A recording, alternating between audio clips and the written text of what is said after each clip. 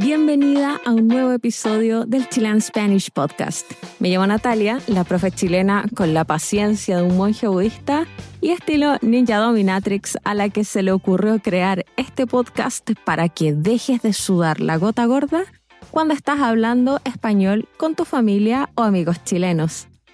Y en el episodio de hoy invité a uno de mis queridos amigos, su nombre es Esdras Sepúlveda, a conversar sobre la necesidad urgente del veganismo. Esdras es un multifacético chileno que vive en Perú hace más de 10 años. Es activista por los derechos de los animales, entrenador físico certificado y fundador de una de las primeras escuelas latinoamericanas online sobre nutrición basada en plantas, entre otras tantas cosas. Te advierto desde ya que esta entrevista no va a dejar indiferente a nadie, ya que, como decimos en Chile, Esdras no anda a medias tintas, lo que quiere decir que no es de los típicos veganos hippies que sobran en Instagram, sino que, muy por el contrario, habla fuerte, claro y directo, lo que a muchas personas les puede incomodar. Así que creo que esta entrevista o no terminas de escucharla porque no te gusta o terminas haciéndote vegana. Así nomás, po. Como siempre, antes de comenzar te dejo 2 preguntas para ir calentando motores. ¿Qué crees que implica ser vegana? ¿Cuál es el impacto de la industria de la carne para los animales? Te recomiendo que escuches este episodio con la transcripción que encuentras en Patreon, ya que somos 2 chilenos hablando. Y te recuerdo que también puedes bajar la velocidad del episodio en tu app favorita para favorecer la comprensión. Esto es español chileno nivel Dios. Bueno, y ahora sí que sí, seguimos. Esdras, quiero darte la bienvenida al podcast y como hoy tenemos mucho de qué hablar, comencemos contándole a la gente un poco sobre ti. Como presentación, podría decir que mi vida gira en torno a los derechos animales. Desde que me hice vegano, con el paso de los años fui interesándome en la nutrición, en la cocina, en la enseñanza, en la docencia. Soy entrenador también certificado, así que promuevo la alimentación basada en plantas tanto en deportistas. Al fin y al cabo, como que todo lo que hago, a lo que me dedico y en lo que estoy trabajando, tiene que ver con el veganismo. Eres uno de los primeros activistas veganos que conocí cuando aún nadie hablaba sobre el veganismo en las redes sociales, o al menos no en el mundo hispano. Y me causa curiosidad saber qué te llevó a tomar esa decisión de hacerte vegano. Porque acá hay que decirle a la gente que no siempre lo fuiste y que más encima creciste en el sur de Chile, en una época donde el veganismo ni siquiera era un tema de conversación.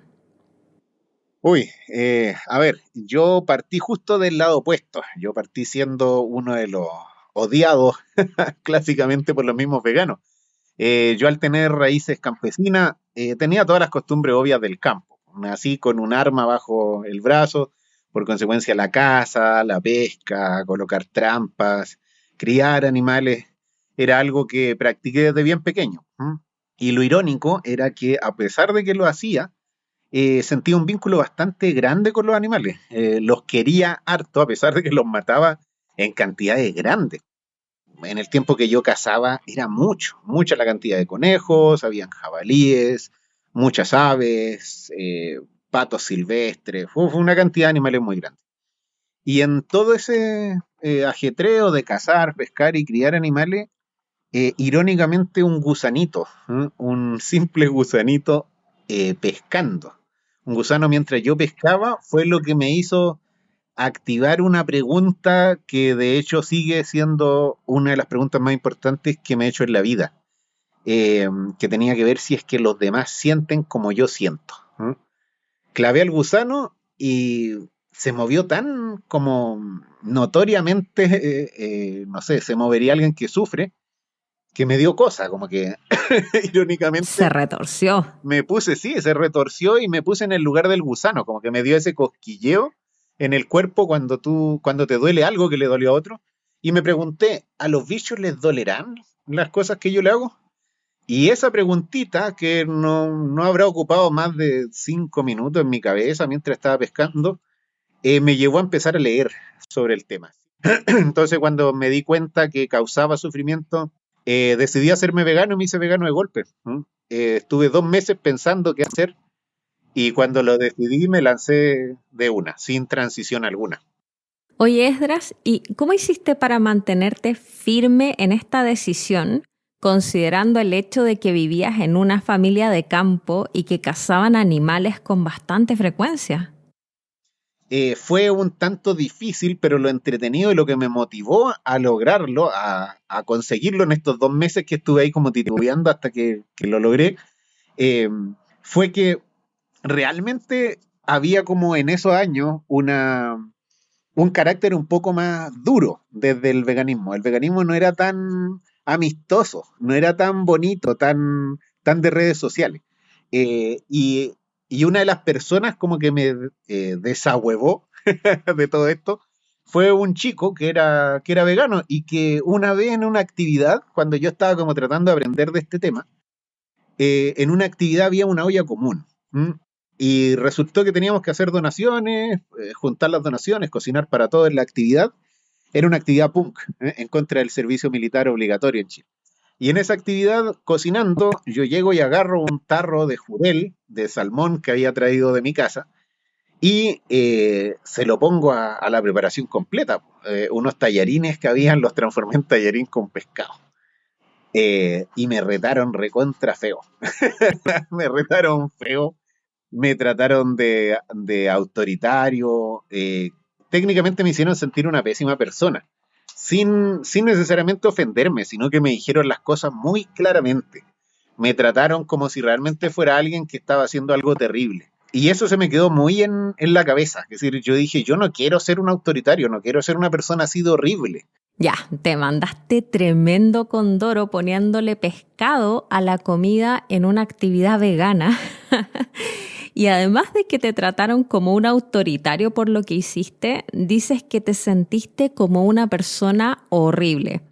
¿Podrías explicarnos un poco mejor por qué te sentiste así?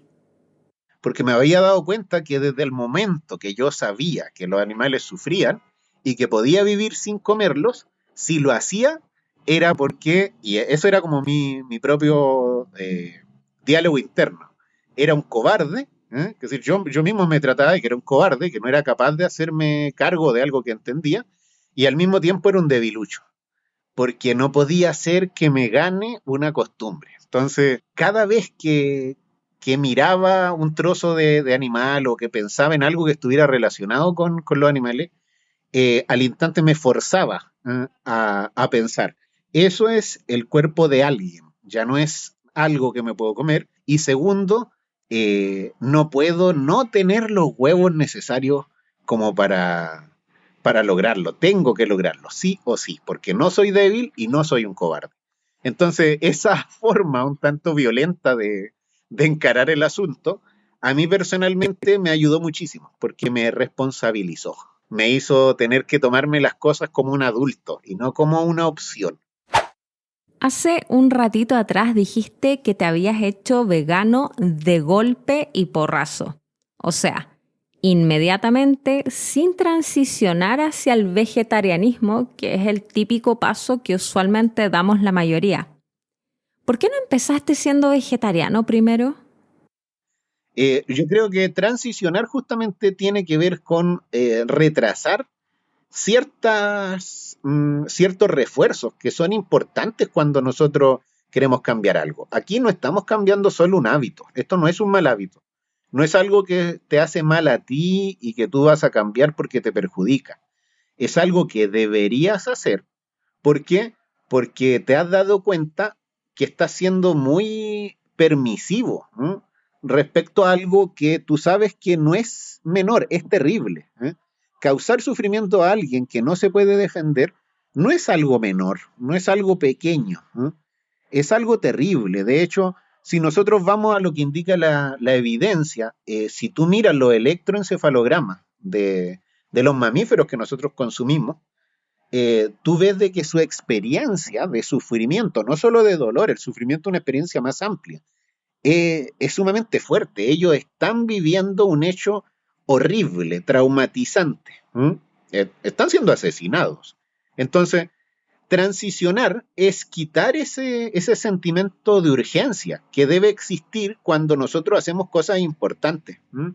Cuando tú haces algo importante, para poder lograr ese resultado necesitas tener un sentimiento de urgencia. Y para la gente que nos escucha, ¿a qué te refieres con este sentimiento de urgencia específicamente? Quiero decir, en números concretos, ¿cómo afecta la industria de la carne a los animales? Si de hecho cuando nosotros nos vamos a los números empieza a ser escandaloso. Es decir, por día los seres humanos matamos más, es decir, hay más víctimas animales en un día que todos los muertos en los últimos 400 años de guerras humanas. ¿Eh? Si tú juntas todos los últimos 400 años de guerras, no dan ni siquiera la cifra diaria de animales que nosotros sacrificamos, contando solo animales terrestres, ni siquiera contabilizando a los animales marinos. Entonces, no nos damos cuenta que lo que hacemos es peor a la masacre más grande que hayamos visto o que hayamos leído en los libros de historia. ¿Mm? No hay ninguna masacre humana ni ningún hecho en la historia humana que sea tan terrible como la masacre que nosotros financiamos sobre los animales. Entonces, eh, yo le diría siempre a la gente que si entiende esto y quiere cambiar, que empiece a, no sé, a sentirse como un adulto que se dio cuenta que toda la vida estuvo cometiendo un muy grave error y que desde esa responsabilidad busque todos los recursos que tenga en su mente, que tenga a su disposición para tomárselo en serio y hacerlo lo antes posible. ¿Mm? La pregunta que me salta aquí es, a ti como activista, ¿cómo te ha afectado en lo personal ser testigo de todo este maltrato? Porque es cierto que todos hoy en día sabemos la crueldad que pasa en un matadero, pero una cosa es saberlo y otra muy distinta es, como diría mi abuelita, estar en la chuchoca. O sea, estar ahí siendo testigos de ese maltrato. Si cualquier persona que come animales estuviera, no sé, una jornada de 8 horas metido en un matadero, se volvería loco. ¿Eh? Sí, se volvería loco, ¿eh? Porque eso es lo que estamos pagando, un suceso terrible, donde vemos. Cualquiera que haya visto la imagen de un matadero ve seres sufriendo de una manera horrible, seres aterrados, seres hiperventilados. Entonces, no es para hacer sentir mal a las personas, y realmente yo no disfruto hablando de estos temas. Yo creo que hay gente que cree que uno disfruta de estos temas. Esto hace mal, ¿eh? Y yo quiero que eso lo entienda todas las personas que lo están escuchando. Ser activista por los derechos animales hace mal, ¿eh? No es algo que uno hace por gusto. Te hace pésimo a tu salud mental, porque estás consciente de algo horrible que está ocurriendo todo el tiempo. Yo tengo un montón de amigos que eh, en el pasado, cuando no sabíamos cómo cuidarnos como activistas, desarrollaron estrés postraumático. ¿M? Justamente, ¿por qué? Porque no habíamos pensado nunca que estar expuesto a una realidad con tanto sufrimiento por tanto tiempo nos podía afectar a nosotros. Bien, Esdras, pasamos a otro tema porque hoy en día, con tanta gente hablando a favor o en contra del veganismo, influencers veganos que dejaron de serlo por problemas a la salud o incluso algunos que mezclan esto del veganismo con la religión. ¿Cuáles son, en tu opinión, los 3 mitos más grandes que hoy en día tenemos sobre el veganismo? Mira, el primero es justamente qué es el veganismo. El primero es que genera la mayor confusión respecto al veganismo, porque el veganismo para muchas personas es una dieta, ¿eh? Es la dieta vegetariana estricta o basada en plantas, como queramos llamarle. Y el veganismo en realidad es la motivación ética de quien decide no comer animales porque entiende que ellos son sujetos, son alguien que siente.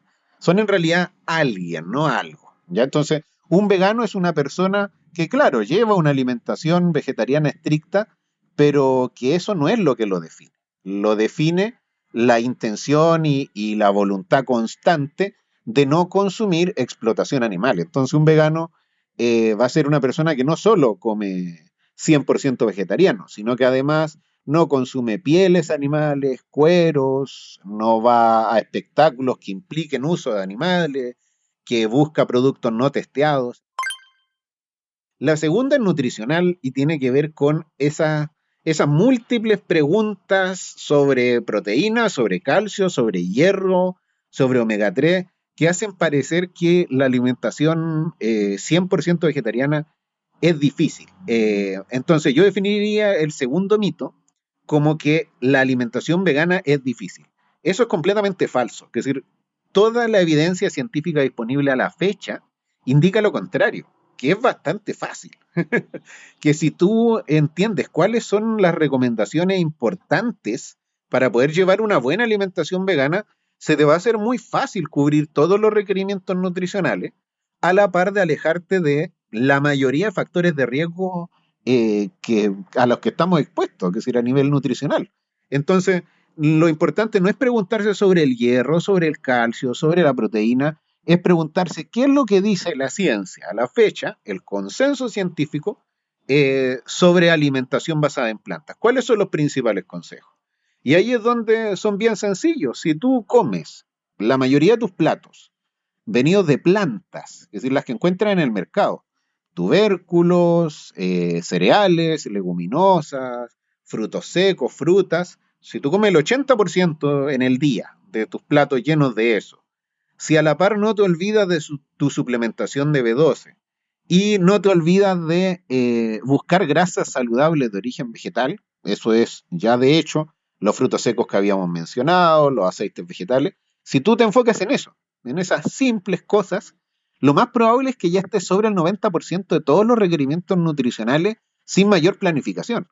Entonces, la alimentación basada en planta en comparación a comer plantas y animales es lejos más fácil. Porque además de estar alejada de factores de riesgo, tiene alimentos muy densos nutricionalmente, que si sabes un poco, ¿no? Si conoces estas recomendaciones, ya debería estarlo haciendo mucho mejor que la mayoría de las personas. Entonces, eso yo creo que es un mito sumamente importante y muy dañino. ¿Por qué? Porque todo el mundo cree que hay un nutriente por ahí sumamente difícil de conseguir, cuando en realidad va mucho más a la segura comiendo vegano, ¿no? A largo plazo, que tratando de llevar una alimentación tradicional que no te cause daño en la tercera edad, que es lo que le pasa a la mayoría. Y el tercero, creo yo, tiene bastante que ver eh, con que el veganismo es como un estilo de vida o algo opcional. Desde el momento que entendemos que el veganismo es una reflexión muy madura y muy seria, desde que entendemos que es imposible cuestionar la intención de no causar sufrimiento cuando puedes no causarlo. Es decir, no hay ninguna forma de tú decir que no es correcto tratar de causar el menor sufrimiento posible. ¿Eh? Es decir, nadie puede negar que vivamos donde vivamos, pertenezcamos a la cultura que pertenezcamos, es un deber ético. Te hace ser un humano mínimamente decente el tratar de causar el menor sufrimiento posible. Es decir, esa es la reflexión de raíz que tiene el veganismo. Entonces, creo que el tercer mito es creer que esto es opcional. Si pudieras explicarnos mejor por qué no sería opcional. No es opcional realmente el ser una persona decente y tratar de ser bueno, porque bueno, si tratamos de dar una definición quizá universal, bueno es quien trata de causar el menor sufrimiento posible y a la par trata de generar el mayor bienestar a los que tiene a su alrededor, es decir, maximizar el bienestar y reducir el sufrimiento como deber básico para ser considerado bueno. Yo creo que desde el momento que nosotros podemos dedicar tiempo a estar escuchando un podcast, que tenemos acceso a internet, que compramos comida en supermercado, que tenemos dinero suficiente para eso, y sabemos que los animales están sufriendo por algo que podríamos no hacer, tienes el deber de volverte vegano. Y si después de escuchar todo esto, aún haya gente a la que no le interese hacerse vegana, ¿qué le dirías? Estamos jodidos. Y ahí es donde te queda la segunda opción. Si no lo quieres hacer, yo creo que eso también es válido. Quizá eso puede sonar no parecido a lo que dije anteriormente. ¿Ah? Claro, hay alguien que puede decir, bueno, este es como el Hitler del veganismo. Pero no, yo creo que es válido también que no lo hagas. En tanto sepas que mínimo deberías tener vergüenza, ¿no? Porque ahí también está la responsabilidad de un adulto de reconocerse falente. Yo quizás no puedo, no tengo el carácter, no me da la voluntad, entonces me quedo solo sintiendo vergüenza que causo sufrimiento en otro. ¿Ah? Eh, Creo que ese pensamiento también ayuda. ¿No? Sí, ayuda. Por último, tú no andas después levantando la bandera del causar sufrimiento, sino que reconoces que tú no puedes, y que es algo malo. Haces que sea más fácil el cambio en la sociedad. Yo eso siempre le pido a la gente que dice, yo apoyo el veganismo. Perfecto, apóyalo. Siente un mínimo de remordimiento siquiera por lo que haces, y cuando hables de eso, no hables como si fuera algo que no tiene relevancia, porque es terrible lo que estás haciendo. Muchas de mis alumnas son veganas y siempre me preguntan por la accesibilidad para conseguir preparaciones veganas en Chile o en el resto de América Latina. ¿Qué consejo les darías para simplificarse la vida? Mira, si lo que están buscando es comer como en Instagram, siendo sincero, en Latinoamérica no todos los lugares o no todos los países son amistosos con los veganos, si es que quieren comer así. ¿Eh? Si es que lo que buscan es todo este veganismo de redes sociales, donde tus platos parecen un jardín, donde todo está pensado para ser quizás saludable o balanceado, o hasta quizás excesivo, como ocurre en algunos restaurantes veganos que te pueden ofrecer comida rápida. Eso es muy difícil que lo encuentres. Lo vas a encontrar en las principales capitales. Porque realmente las capitales sí tienen de todo. Tienen suficiente mercado vegano como para satisfacer a cualquiera con un mínimo de investigación previa. ¿Y fuera de las capitales? Para nada. Si sales de esto no encuentras veganismo de Instagram. Pero encuentras justamente las raíces latinoamericanas, que las raíces latinoamericanas tienen principalmente en los mercados muchas opciones aptas para veganos. Si tú vas a cualquier mercado tradicional que tenga comida tradicional latinoamericana, vas a encontrar leguminosa o menestra cocinada siempre. Acá en Latinoamérica las podrías comprar hasta en bolsitas para irte comiendo en la calle. Vas a encontrar siempre algunos cereales cocinados o tubérculos cocinados o raíces cocinadas. De seguro vas a encontrar frutos secos, una variedad de frutas impresionante, preparaciones que muchas veces pueden contener algas, vegetales exóticos que muchas veces le llaman yuyos, que son como vegetales silvestres. Entonces, yo personalmente, que me lo he pasado muy alejado de las capitales latinoamericanas, he andado metido por un montón de lugares acá en Latinoamérica, pero casi siempre lugares un poco inaccesibles o rurales. He comido siempre bien. De hecho, me he encontrado siempre con opciones basadas en plantas sencillas y mucho más económicas que lo que buscaríamos en el clásico mercado vegano, que suele ser en Latinoamérica más caro que los productos comunes. Oye, nunca se sabe, pero ¿y para la gente que ya es vegana y se está planteando el tema del activismo? ¿Cómo les recomiendas empezar? Yo los animaría a que se tomen el veganismo como algo súper sencillo. Como me di cuenta que habían aspectos en mi vida donde estaba causando mucho sufrimiento, y que tomen esa lección como una lección importante en su vida, y que en cualquier parte de su vida donde puedan aplicar ese nuevo aprendizaje, de ser más compasivos, de no financiar el sufrimiento, de abstenerse de que lo apliquen. Si eso lo tienen en mente, antes que estar pensando en restaurantes veganos, en comprarse un producto especial, el último producto vegano, si tienen eso en mente, van a ser mejores activistas que la mayoría de los activistas. ¿Por qué? Porque van a entender realmente qué es el veganismo y van a dar un ejemplo concreto de que se puede vivir sin consumir, o se puede vivir consumiendo el mínimo de sufrimiento posible, porque el vegano perfecto no existe. Pero sí hay una gran diferencia entre quien solo come planta y quien intenta siempre ser responsable y abstenerse de causar sufrimiento. Ese sería para mí el llamado, a tomárselo en serio, ¿no? Ahí para mí ya son excelentes activistas. Todo lo demás, bienvenido sea. Bueno, Esdras, estamos llegando al final del episodio, pero antes de despedirnos me gustaría recordarle a la gente que le interese ponerse en contacto contigo el nombre de tu escuela online Plantae. Cuéntanos qué haces ahí. Es donde yo enseño salud preventiva o salud de estilo de vida, que sería hábitos, al fin y al cabo, saludables que te ayudan a prevenir enfermedades, en conjunto con nutrición basada en plantas y cocina 100% vegetariana.